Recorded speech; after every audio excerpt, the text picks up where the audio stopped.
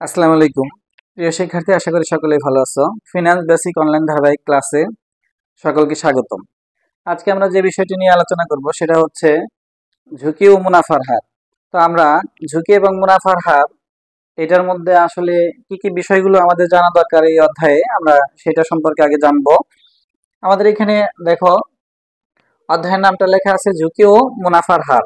অর্থাৎ এই যে ঝুঁকি এবং মুনাফার হার, ঝুঁকি বলতে আসলের জন্য আমাদের কিছু সূত্র ব্যবহার করতে হয়। তা আমরা সেই সূত্রগুলো কি কি সেগুলো সম্পর্কে আজকে আমরা ধারণা নিব এবং জানার চেষ্টা করব আসলে কি থাকলে আমাদের কোন সূত্রগুলো হবে, সেই বৈশিষ্ট্যগুলো আমরা মনে রাখার চেষ্টা করব।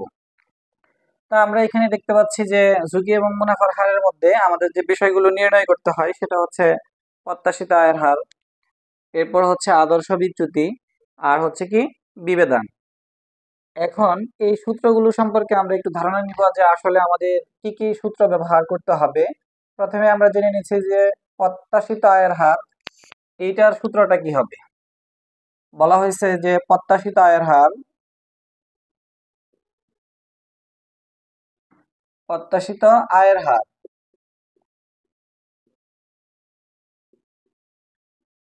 এই প্রত্যাশিত আয়ের হারকে মূলত আর বার দিয়ে প্রকাশ করা হয়।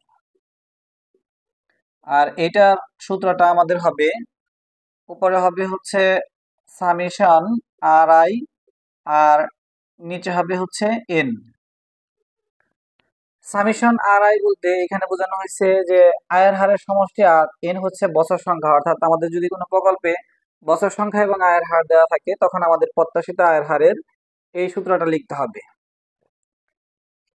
দ্বিতীয়ত আমাদের আসবে হচ্ছে এখানে আদর্শ বিচ্যুতি। আদর্শ বিচ্যুতি, আদর্শ বিচ্যুতিকে মূলত এখানে সিগমা এই চিহ্ন দ্বারা প্রকাশ করা হয়। আর এটার সূত্রটা হবে হচ্ছে আমাদের এখানে হবে সামেশন আর আই, তার থেকে আমরা বাদ দিব হচ্ছে আর বার, তার উপরে হবে স্কয়ার, আর নিচে হবে n মাইনাস 1। আমাদের আরো একটা সূত্র এখানে ব্যবহার করতে হবে, সেটা হচ্ছে এখানে বিবেদান,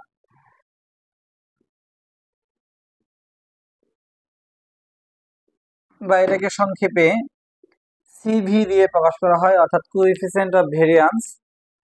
এটার সূত্রটা হবে হচ্ছে উপরে আদর্শ বিচ্যুতি বা এই সিগমা চিহ্ন ব্যবহার করতে হবে, আর নিচে হবে আমাদের আর বার, তার সাথে গুণন হবে 100, অর্থাৎ 100। এখন কি দেখলে আমি এই সূত্রগুলো লিখব, যে আমি এই সূত্রটাই কেন লিখব, সেটা জানার জন্য আমাদের যে বৈশিষ্ট্যটা মনে রাখতে হবে সেটা হচ্ছে আমাদের খেয়াল রাখতে হবে সব সময় যে এইখানে কি কি বৈশিষ্ট্যগুলো আমাদের দেওয়া থাকতে পারে।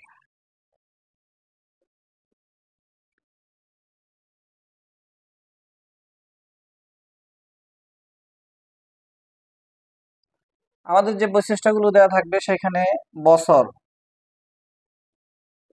আর এখানে থাকবে হচ্ছে কি আয়ের হার, আয়ের হার বছর 1, 2, 3, 4 এমন থাকতে পারে, অথবা আবার এটার সাথে কি থাকতে পারে, সালও থাকতে পারে। সাল হতে পারে এটা 2001 সাল, 2002, 2003, 2004, এরকম বছর বা সালের উল্লেখ থাকতে পারে। আর আয়ের হার আমাদের এখানে দেওয়া থাকবে, আমরা উদাহরণস্বরূপ কিছু আয়ের হার এখানে দিয়ে দিলাম। যখন আমরা আমাদের অঙ্কের মধ্যে দেখবো যে এরকম সাল এবং আয়ের হার দেওয়া আছে, তখন আমরা এইখানে এই তিনটা সূত্র ব্যবহার করব, যে প্রত্যাশিত আয়ের হার অর্থাৎ আর বার সমান সমান সামেশন আর আই ডিভাইডেড হচ্ছে এন, এরপরে আদর্শ বিচ্যুতি নির্ণয়ের সূত্র সিগমা সমান সমান সামেশন আর আই মাইনাস হচ্ছে আর বার, তার উপরে হোল স্কয়ার, আর নিচে হবে এন মাইনাস 1। আর বিভেদাঙ্কের ক্ষেত্রে আমরা সিবি সমান সমান এখানে সিগমা ডিভাইডেড হচ্ছে আর বার, তার সাথে গুণন হবে 100। অর্থাৎ আমরা এই বৈশিষ্ট্যগুলো দেখলে আমরা এই তিনটা সূত্র লিখবো। তাহলে আমরা কি পেলাম, বৈশিষ্ট্যের মধ্যে একটা হচ্ছে সাল আর একটা হচ্ছে কি আয়ের হার। যদি আমাদের অঙ্কের মধ্যে সাল এবং আয়ের হার বা বছর ও আয়ের হার উল্লেখ থাকে, তাহলে আমাদের এই তিনটা সূত্র লিখতে হবে। এই তিনটা সূত্র অনুযায়ী পরবর্তীতে আমরা মান বসিয়ে আমরা এই বিষয়গুলো নির্ণয় করতে পারবো। তো প্রিয় শিক্ষার্থীরা, এখানে মূল যে বিষয়টা সেটা হচ্ছে আমাদের এই বৈশিষ্ট্যটা খেয়াল করতে হবে। আমাদের অঙ্কের মধ্যে কি ধরনের বৈশিষ্ট্য দেওয়া আছে, বছর বা সাল, আর তার সাথে কি থাকবে, আয়ের হার। আর যখন এই বৈশিষ্ট্য দুইটা থাকবে তখন আমাদের এই তিনটা সূত্র ব্যবহার করতে হবে।